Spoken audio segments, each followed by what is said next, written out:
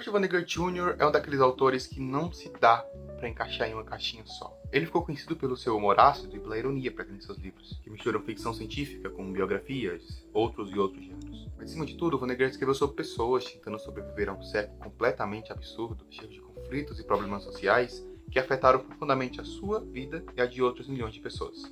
Oi, eu sou Felipe, esse é o Folha de Papel, e hoje a gente vai falar sobre um dos meus autores favoritos, Kurt Vonnegut Jr. Ele nasceu em Indianápolis em 1922 e experienciou algumas das experiências mais duras do século XX. Passou pela Grande Depressão, lutou na Segunda Guerra Mundial, sobreviveu ao bombardeio de Dresden e presenciou a mudança social que a Segunda Guerra Mundial causou na sociedade norte-americana. Tudo isso acabou virando matéria-prima para suas obras, que riem do caos e que abraçam o caótico. Os livros de Vonnegut falam sobre ciência, religião, dinheiro, poder, principalmente da dificuldade que é continuar humano em uma sociedade que parece cada vez mais ir contra a própria humanidade. Nesse vídeo, a ideia é passar rapidamente pela vida do autor, pela infância e relações familiares, e depois ir para as obras dele. Claro, focar nas obras que deixaram ele no hall de grandes autores norte-americanos do século XX. Kurt Vonnegut nasceu em uma família de classe média alta, de origem alemã. O pai era arquiteto e a mãe vinha de uma família rica. Só que a Grande Depressão virou tudo de cabeça para baixo. The financial house of cards collapses, and the overinflated stock market plunges into a Great Depression. A família perdeu dinheiro, status e, junto com isso, muita estabilidade emocional.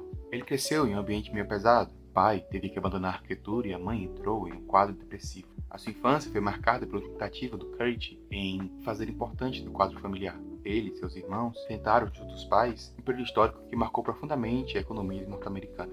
Kurt se alistou para servir no exército na Segunda Guerra Mundial e, em 1944, enquanto ele estava na Europa como soldado, a mãe tirou a própria vida. Ele quase não fala disso diretamente nas obras, mas esse tema de dor, luto, ausência familiar e desamparo sempre está presente. Pouco depois disso, ele foi levado preso pelos alemães para a cidade de Dresden, uma espécie de cidade industrial na qual os alemães nazistas levavam os soldados capturados para trabalhar como mão de obra. E nesse polo industrial, os Estados Unidos lançaram uma bomba para tentar desestabilizar o governo alemão, ignorando os soldados que estavam lá. E o Kurt não só sobreviveu a esse bombardeio, como ele participou da recolha dos corpos e, junto com outros cativos, ajudou a empilhá-los e queimá-los. Depois da guerra, ele tentou seguir uma vida normal. Estudou antropologia, depois largou a faculdade, trabalhou na General Electric e teve contato direto com o mundo corporativo e industrial. Essa obsessão pela tecnologia que o pós-Segunda Guerra e a Guerra Fria escancararam na sociedade norte-americana foi o start para que Kurt começasse a escrever seus livros. For me to respond to life as a writer, I responded as a scientist would, because that had been my education. And when I went to work for General Electric Company as a public relations man, I was hired because I had a chance of understanding what the scientists were talking about and of interpreting it for laymen. And so while I was working for General Electric, I began to write short stories. They were about engineers I knew, they were about scientists I knew, they were about factories I knew. And I was immediately labeled as a science fiction writer. Seus primeiros trabalhos estavam sediados na ficção científica, e ele usava o gênero não como forma de tentar imaginar o futuro, mas como forma de entender o presente e compreender o que aconteceu no passado. Nas obras dele, tudo parece meio estranho, meio absurdo, meio desencaixado, meio caótico, e essa é a intenção mesmo. Ele tentou transmitir na literatura algo que era perceptível no ar, digamos assim. Em Piano Mecânico, ele fala sobre o futuro dominado por máquinas, onde as pessoas vão ser empurradas para fora da própria vida.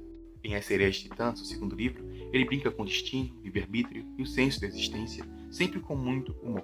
Nessa primeira leva de livros, além do Piano Mecânico e Sereias Titãs, a gente pode destacar Cama de Gato, que ele vai tratar sobre a dualidade visível entre religião e ciência, além da ideia de que todos nós estamos ligados de alguma forma. Aqui ele levanta, junto com a corrente niilista que surge na metade do século XX, a ideia de que, para que o bem exista, o mal também precisa existir de alguma forma. Essas primeiras obras dele, não só os 3 livros, mas também os primeiros contos dele, deram para ele o título de autor de ficção científica, um título que ele mesmo nunca gostou 100%.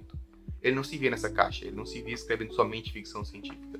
O livro mais famoso dele, Matadouro 5, sai em 69, e é aqui onde tudo que ele ensaiou nos contos e trabalhos anteriores parece se conectar. Essa é a obra mais famosa do autor e não é à toa. Aqui ele consegue falar mais claramente de Dresden, a experiência da guerra. Aqui ele não tenta fazer com que a guerra seja algo heróico, algo celebrado, que ele tenta trazer a visão de quem estava na guerra e que não tinha poder de verdade de mudança nenhuma. A vida dele aqui, o personagem principal, é afetada por uma decisão externa. E que ele não tem muito o que fazer com isso, a não ser tentar lidar com o trauma e com o que fica pra ele disso. Uma das frases mais famosas dele, "So it goes", ou "é isso mesmo", "só isso", por aí vai, aparece nesse livro quase como um mantra. A gente não pode querer mudar muitas coisas, porque muitas coisas não estão passíveis de mudança pelo indivíduo. São coisas maiores que a gente, e cabe a gente aceitar isso. Não da maneira conformista, mas da maneira de, se eu não posso mudar os grandes poderes militares do mundo, eu posso tentar ser um pouco mais humano, sensível com quem está do meu lado.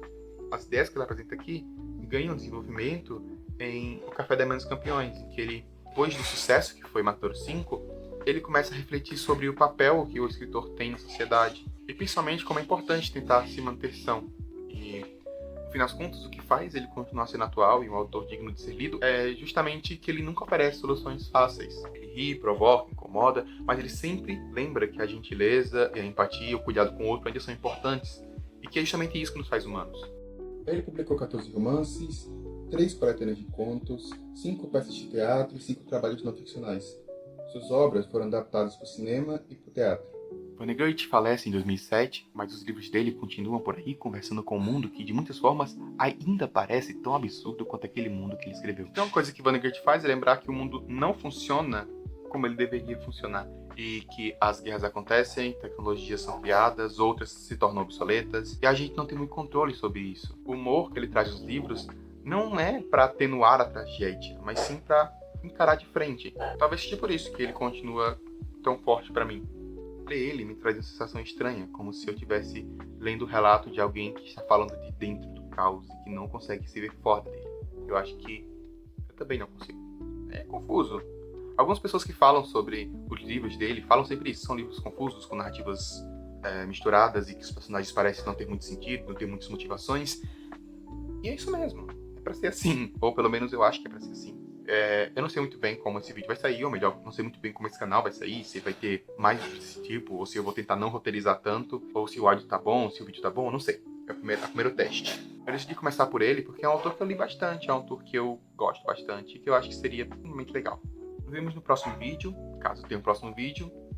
E é isso. Só isso mesmo.